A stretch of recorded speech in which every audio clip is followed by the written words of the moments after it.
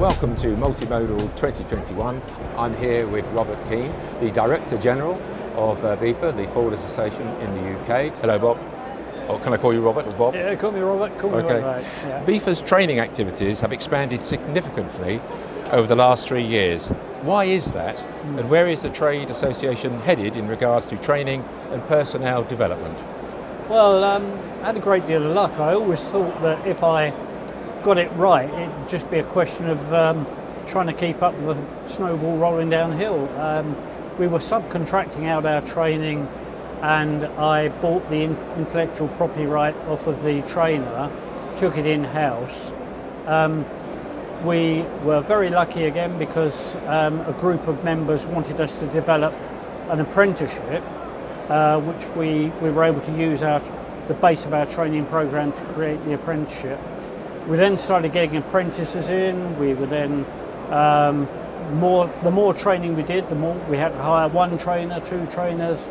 Then we had the pandemic, so we had to convert everything to online training. We had Brexit coming along with customs or the government making grants available for people to train, and people came to us for training. So it's just success breeds success, really. Okay. So there's still a great further for young people to get into the freight forwarding industry. Yeah, we're boosting it. We're trying our hardest to make it a career that's more attractive. Everybody you've talked to says they fell into freight forwarding by accident. There was no other, they didn't know what the career choices were. They either lived next to an airport or a port, so they drifted into it. But one of our big goals is to get into schools and try and boost it more as a career. And of course, with again the pandemic, the spotlight on logistics recently, it is now something that is seen as a career as opposed to just something people do that didn't do anything else. So you're meeting the need to inspire the next generation of talent to join the sector, and that's a prerogative of BIFA. And how is this being done exactly? You've mentioned it a little bit there, but how are you kind of inspiring and drawing them into our industry? Okay. Well,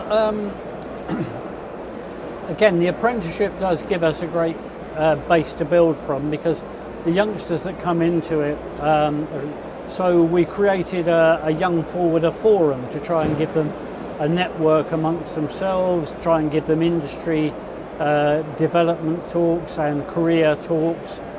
So now we get, it's anywhere from 60 to 100 youngsters tuning in every other week for 2 hours on a Wednesday.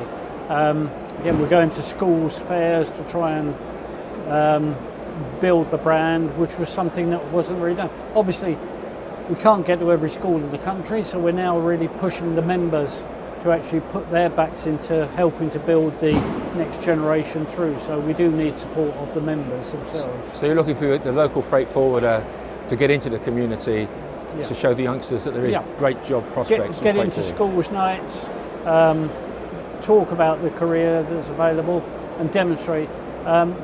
We've only got limited resources there's only a small secretariat, so we need to work through the members to get into the schools. Okay, that's good. BIFA's Young Forwarder Network was set up to help those new to the industry who are keen to develop their knowledge and professional skills in a more social networking environment. Has that been a success, and what are BIFA's plans for it? Yeah. Well, the only problem we've got is what we're going to do with them when they grow up. We'll probably have to have an older forwarders network of some sort, but we're finding some of the older forwarders are coming in because they like what their youngsters are getting out of it every week. Good example was a virtual port tour. One of our youngsters over at London Gateway went around the port with a handheld phone talking about it, broadcasting to, I think we had about 110 people online that day. None of them had been anywhere near a port, had no idea about the size of the cranes and the ships, and we found we had a few older forwarders on that one as well, but and they manage themselves. We've set it up, but we actually have a committee of youngsters who we give them the responsibility of driving it. We've seen some of the challenges in the UK supply chain and elsewhere in Europe. Do you think that the highlighting of the important role of logistics and freight forwarding to certain for e-commerce and how goods actually arrive on the table or in the shelves. Do you think that will help inspire youngsters who want to get into this high-tech industry? Well, we have been in the spotlight recently. Of course, it's shifted to HGV drivers at the moment, but generally with the classification of logistics workers as key workers at the time when NHS workers were key workers actually began to raise the profile. It's getting there. It's early days yet, but more and more people.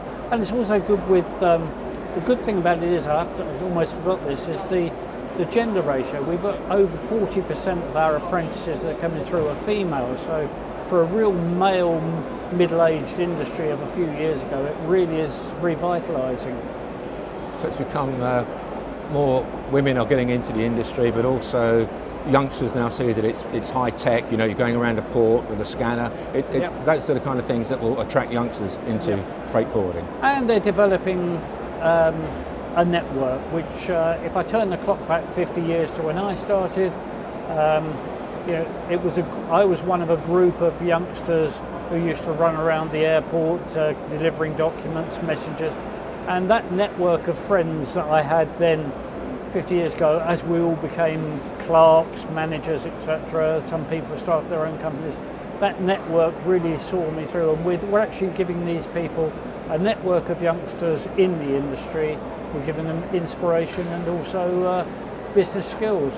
Yeah, people tend to stay in the freight industry when they join it, and so their cohorts will be progressing through the management chain, and they've got friends but also colleagues to help them progress. Yeah, that has always been the case. Obviously in wider industry, people will now pop around for different firms and different industries, and if you get 5 years out of somebody, they can then switch things.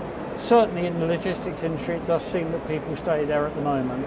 Okay, that's great. Now, in 2017 at Multimodal, you used a crystal ball as a prop to illustrate how little anyone understood about the post-Brexit future. As we approach 2022, in light of what has gone on since 2017, is that crystal ball any clearer? Cloudy as ever. I mean, who could have seen we'd end up where we are now? Certainly, we always knew Brexit was going to be tough. We were sort of saying the message that it is going to get tougher. There are going to be customs entries. Unfortunately, the narrative from perhaps the mainstream media and the government was, "Don't worry, we're going to get a deal," and people thought things would stay the same. We knew there'd need to be a massive expansion. Our members are rushed off their feet at the moment. They've got the same sort of skill shortages that other people have got. They've got more work than they can cope with at the moment. Well, I shouldn't say that because they always cope. But it's a tough act at the moment, and I don't think we could have foreseen how. We knew it was going to be tough, but I don't think we knew it was going to be this tough. But freight forwarders can handle this. They've challenges before. It's in their DNA, isn't it? Yeah, they're very practical, resourceful people. They're survivors who find their way around problems, and they think on their feet. So yeah, they're doing what they've always done. Solution solvers. They see a problem, find a solution, and solve it. Yeah, then they get paid. Thanks, Robert, for joining us today at Multimodal 2021, and I look forward to seeing you again next year in Multimodal 2022. Thank you. Yeah, it's good to be here. Thank you.